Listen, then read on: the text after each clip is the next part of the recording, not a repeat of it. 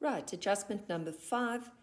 The annual stock taking revealed the following was on hand. We've got a trading stock figure of 8,489,500 and we've got stationery on hand for 14,500 Rand. Let's first deal with this trading stock. We've got our calculation for the trading stock here. So this would be our general ledger and our stock records calculations.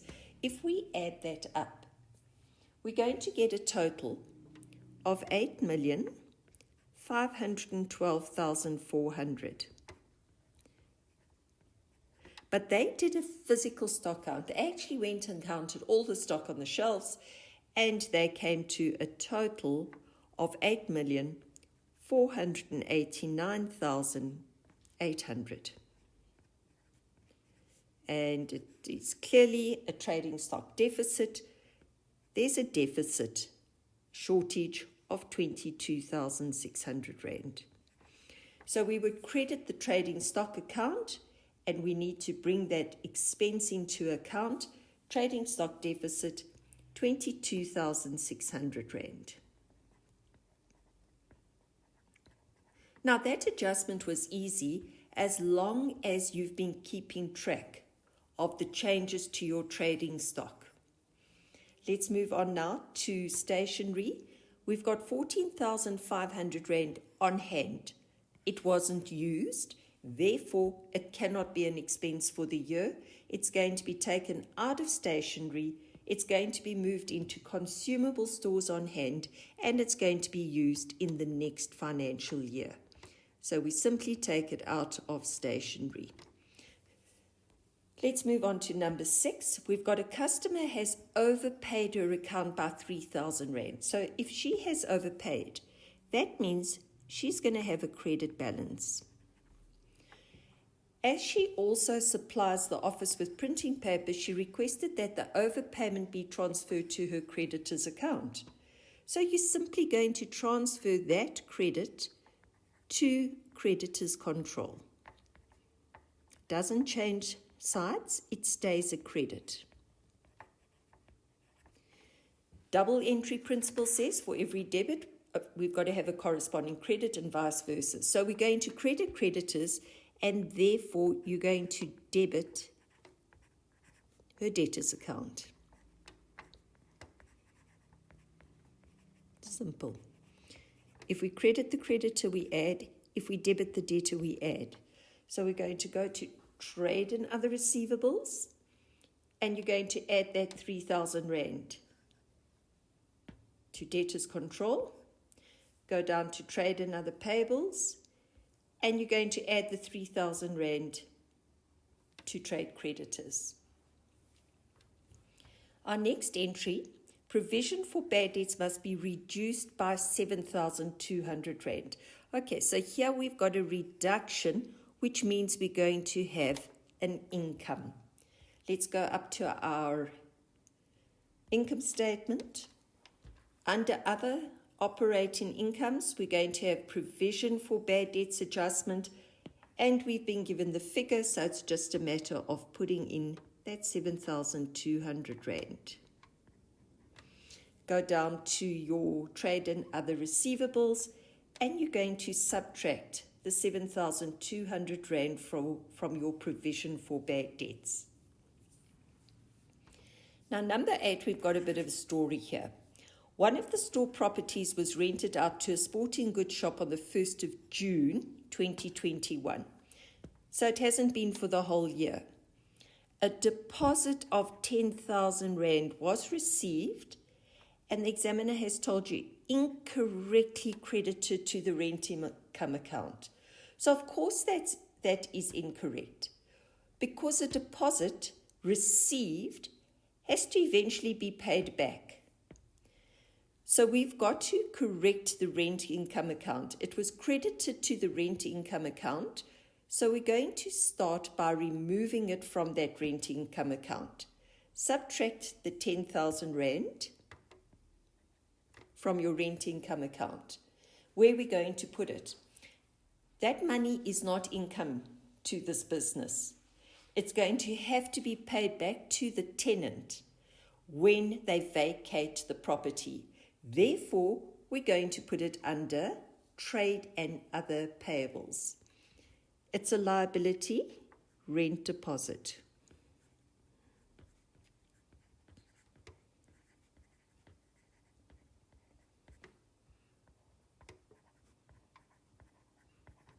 That's sorted. Let's have a look at the rest of the transaction.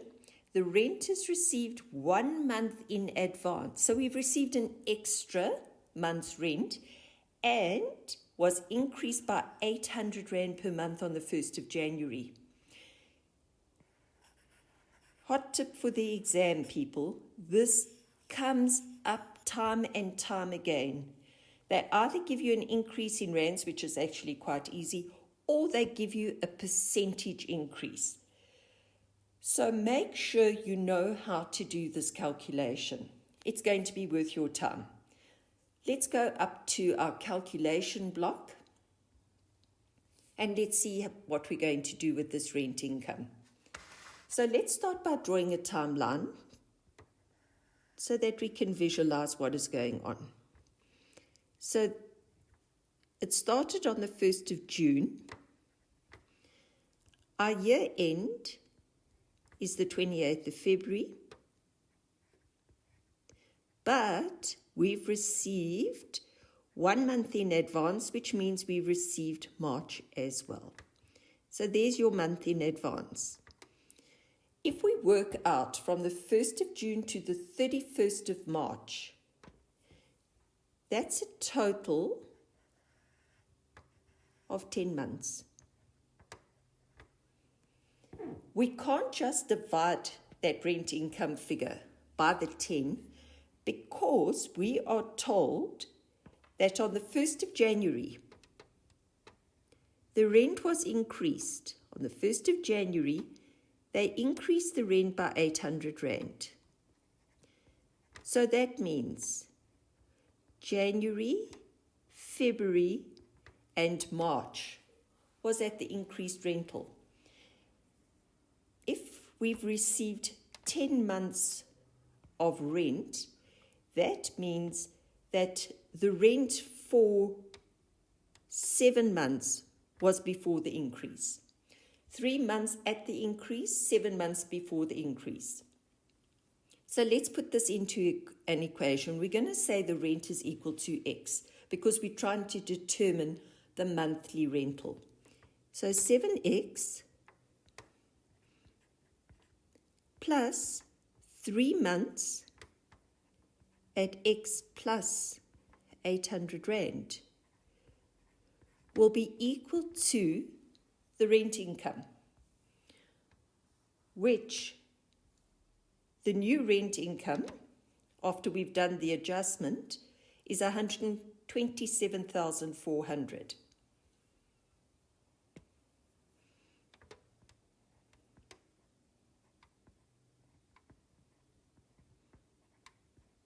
Now, once you've got that far, the rest of this is not difficult at all.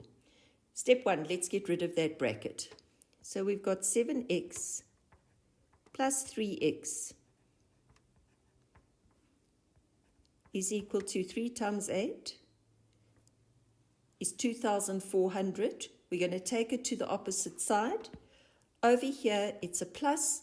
If we move it to the other side of the equal sign, I don't need to tell you, we're going to subtract it. So this is 127,400 minus the 2,400. Okay, so now we've got on the left, we've got 10x is equal to 125,000.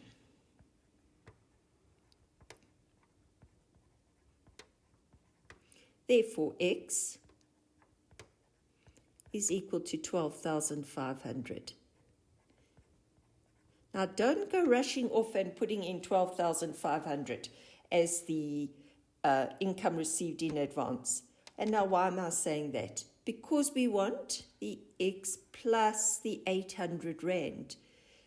So the figure that we're looking for is the 12,500 plus the increase of 800 Rand.